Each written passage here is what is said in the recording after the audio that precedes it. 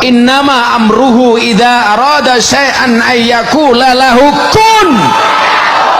Kun. Kun. Gak ada yang gak mungkin bagi Allah. Ziarah ke makam orang tua memiliki banyak keutamaan. Seperti berbakti kepada orang tua. Ziarah ke makam orang tua merupakan bentuk kecintaan dan bakti kepada orang tua. Mendapatkan pengampunan dosa. Berziarah ke makam orang tua pada hari Jumat. Membaca surat Yasin. Dan sejumlah ayat Al-Quran di dekatnya dapat menghapuskan dosa-dosa. Mendapatkan pahala. Berziarah ke makam orang tua dapat mendapatkan pahala umrah atau haji mabrur. Meningkatkan ketakwaan. Ziarah ke makam orang tua dapat meningkatkan ketakwaan kepada Allah dan menjadi pengingat tentang kematian. Menyambung batin. Ziarah ke makam orang tua dapat menyambung batin antara anak dan orang tua. Mendoakan orang tua. Ziarah ke makam orang tua dapat menjadi kesempatan untuk mendoakan orang tua agar diampuni dosa-dosanya, dirahmati, dan diberkahi Allah.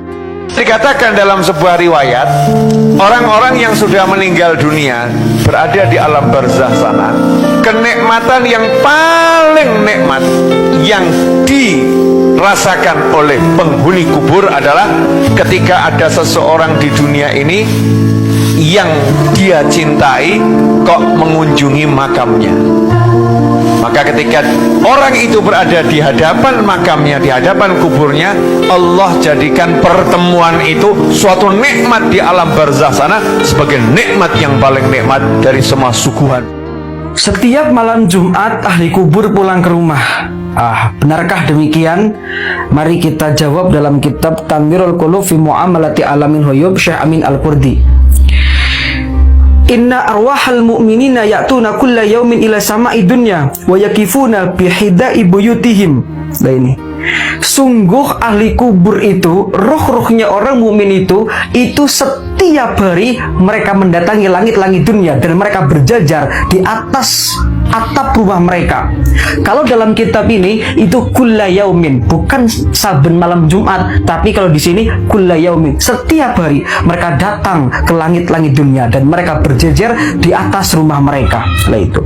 Wa yunadi kullu wahidin bisauti hazinin. Nah ini miroron, dan mereka mengucapkan kalimat yang penuh memilukan, kalimat yang yang pelan, yang penuh dengan kesedihan. Apa yang mereka katakan? Ya ahli wa aqoribi wa waladi ya man sakanu buyutana wa labithu thiyabana waqtasamu amwalana. Hei orang-orang yang menempati rumahku, hei orang-orang yang memakai pakaianku, dan wahai orang-orang yang membagikan hartaku, keluargaku, anakku, kerabatku. Kata si mayit, hal minkum man yudzakiruna wa yatafakkuruna fi hurubatina. Nah itu, apakah tidak ada satupun dari kalian yang ingat terhadapku? Kata si mayit, kata ahli kubur. Wa yatafakkaruna fi hurubatina, dan tidakkah satu dari kalian yang memikirkan bagaimana kondisiku fi hurubatina, di dalam pengembaraanku, di dalam akhiratku maksudnya. Nah ini, jadi ahli kubur itu setiap hari nangis di atap rumah mereka, dan mereka memanggil kerabatnya, memanggil keluarganya, memanggil anaknya. Hal minkum man yudzakiruna wa yatafakkuruna fi hurubatina. Apakah kalian tidak ingat denganku? Apakah satupun dari kalian yang tidak ada yang berpikir bagaimana tentang kondisiku sekarang fi hurubatina, di dalam akhirat? Lah itu. Wa nahnu fi sijni tawilin wa khisni syadidin. Sedangkan kami, kata ahli kubur, itu berada di penjara yang berkepanjangan, dan kami berada di penjagaan yang sangat ketat. Irhamuna yarhamkumullah. Belas kasihilah kami, belas kasihilah kami, sayangilah kami, doakanlah kami, yarhamkumullah, maka kalian pun akan disayangi oleh Allah. Itu. Wala tabhalu alaina qabla an tasiru mithlana. Jangan kalian pelit terhadap kami sebelum kalian jadi seperti kami. Jadi teman-teman sekalian, wala tabhalu alaina itu maknanya mereka minta didoakan. Sesungguhnya orang yang meninggal itu juga masih butuh makan, cuman makannya beda dengan kita. Kalau kita makannya mendoan sate, kalau mereka yasin, tahlil, istighosah, itulah yang wajib kita keluarganya kirim kepada mereka orang ahli kubur lah itu, karena mereka sejatinya juga masih butuh konsumsi makan, cuman beda dengan kita. Kalau kita fisik butuh makanan, kalau mereka butuh doa, butuh yasin, butuh Quran. Itulah yang kita hadiahkan kepada mereka. Wallahu a'lam bishawab. Orang yang suka mengirim Al-Fatihah untuk orang yang telah meninggal, baik itu orang tuanya, kepada muslimin dan muslimat secara umum, apalagi kepada para nabi, dan apabila lewat kuburan membaca Assalamualaikum ya ahlal kubur, lalu membaca Al-Fatihah, kata Habib Zain bin Smith, nanti ketika dia meninggal dunia, dia akan disambut di alam barzah, dan orang-orang di alam barzah telah mengenalinya, dan kata mereka ahlan wa sahlan, kiriman Al-Fatihahnya telah sampai kepada kami. Tetapi kalau orang yang tidak pernah melakukannya, begitu dia meninggal, dia bagaikan orang asing. Keutamaan menziarahi makam kedua orang tua. Banyak dari kita merasa sedih ketika ditinggal kedua orang tua. Di samping karena perpisahan di dunia, kesedihan anak-anak juga muncul karena mereka menyesal atas kurangnya bakti dan pengabdian kepada kedua orang tua. Meski demikian, anak tetap dapat berbakti kepada orang tua sepeninggal mereka. Anak-anak itu dapat menziarahi makam kedua orang tua. Ziarah ke makam kedua orang tua memiliki keutamaan luar biasa sebagaimana riwayat berikut ini. Artinya, Al-Hakim meriwayatkan dari Abu Hurairah radhiyallahu anhu dengan keadaan marfu, siapa saja yang menziarahi sekali makam kedua orang tuanya atau salah satu dari keduanya pada setiap Jumat, niscaya Allah mengampuninya dan ia tercatat sebagai anak yang berbakti kepada keduanya. Kedatangan anak dengan ziarah ke makam kedua orang tua saja sudah cukup. Alangkah baiknya di sana mereka menghatamkan Al-Quran atau membaca beberapa surat dalam Al-Quran sebagaimana riwayat berikut ini.